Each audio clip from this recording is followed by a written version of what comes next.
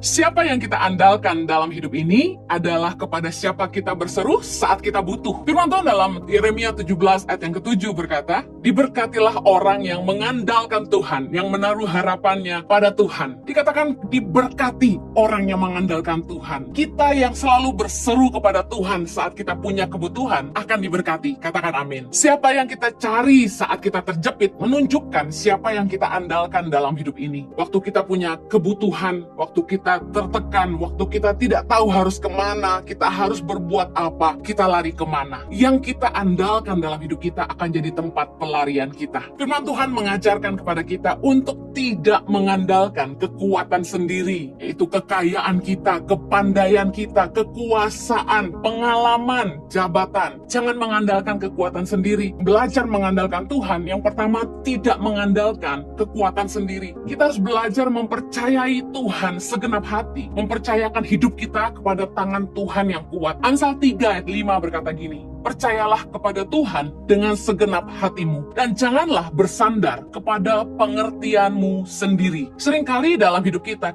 merencanakan masa depan dengan pikiran dan kemampuan kita yang terbatas. Kita pakai ukuran kita sendiri. Kita pakai apa yang menurut kita baik. Kita pintar sekali jadi arsitek dalam hidup ini. Tapi tahukah Anda seringkali ukuran yang kita pakai itu kadang-kadang kerendahan karena kita kurang percaya Tuhan, atau bahkan ketinggian karena kemauan kita terlalu banyak. Dan kita lupa bahwa Tuhanlah yang pegang kendali hidup ini. Manusia boleh berencana, tapi Tuhan yang menentukan semuanya. Nah, apa maksudnya? Jangan mengandalkan pengertian kita sendiri adalah ini. Kita harus ngerti bahwa rancangan kita belum tentu rancangan Tuhan. Yesaya 55 ayat 8 berkata gini, sebab rancanganku bukanlah rancanganmu, dan jalanmu bukanlah jalanku. Demikianlah firman Tuhan. Seringkali kita maksa apa yang kita mau untuk hidup kita, tanpa mau ngerti apa rencana Tuhan sebenarnya. Kita ngedesain hidup kita sendiri. Oh, nanti saya umur sekian harus nikah. Nanti umur sekian saya udah harus punya rumah. Oh, nanti kita harus punya rumahnya seperti ini. Saya nanti kalau punya istri harus yang seperti ini. Kita desain semuanya. Anak harus berapa.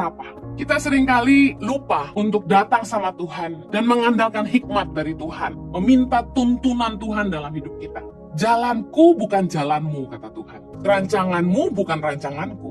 Kadang-kadang kita terlalu sok pinter ngedesain masa depan kita dengan pikiran dan kemampuan kita yang terbatas. Kita membatasi Tuhan untuk bekerja lebih hebat dalam hidup kita. Jangan mengandalkan pengertian kita sendiri. Mari percaya kepada Tuhan dengan segenap hati. Amin. Yeremia 17 ayat ke-5 berkata begini, beginilah firman Tuhan, terkutuklah orang yang mengandalkan manusia, yang mengandalkan kekuatannya sendiri dan yang hatinya menjauh daripada Tuhan. Hatinya menjauh daripada Tuhan artinya dia sudah tidak cari Tuhan lagi. Pakai pengalaman, kesuksesan di masa lalu untuk hal-hal di depan. Kita tidak bisa mengandalkan kesuksesan di masa lalu, pengalaman kita di masa lalu untuk menjalani hidup kita hari ini. Setiap hari kita butuh Tuhan. Makanya berkat Tuhan itu selalu baru setiap pagi, kata firman Tuhan. Lalu kalau kita mengandalkan Tuhan gimana? Apakah kita nggak perlu buat apa-apa? Tentu salah. Iman tanpa kerja keras sia-sia. Orang yang mengandalkan Tuhan, mereka berdoa, meminta hikmat dan pimpinan Tuhan dalam setiap keputusan dan langkah mereka. Membawa Tuhan serta, tapi mereka tetap bekerja dengan keras. Karena Tuhan akan menyirami kebun kita, tapi kita sendiri yang harus mengelola kebun kita. Gak mungkin uang jatuh dari langit. Tuhan pasti memberkati pekerjaan kita. Apa yang kita kerjakan dengan tangan kita. Ada firman Tuhan yang berkata, dia memberkati orang yang dikasihi pada waktu tidur. Artinya gini, tanpa kita sadari,